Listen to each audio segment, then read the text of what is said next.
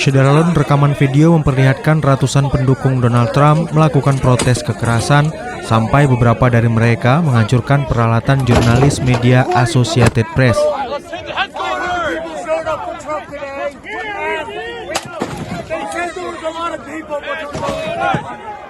Pendukung Trump bentrok dengan polisi selama upaya menyerbu gedung Capitol yang berakhir dengan kematian 4 orang. Lebih dari 50 orang telah ditangkap dan belasan mengalami luka-luka. Insiden itu terjadi beberapa menit setelah Wakil Presiden Mike Pence mengumumkan bahwa ia menolak permintaan Trump yang ingin ikut campur dalam penghitungan suara Electoral College di Kongres. Kejadian itu berlangsung beberapa menit setelah anggota parlemen berkumpul dalam sesi bersama yang jarang terjadi.